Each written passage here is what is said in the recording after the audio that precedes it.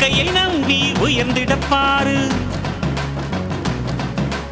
உனக்கென எழுது ஒரு வரலாறு உனக்குள்ள சக்தி இருக்கு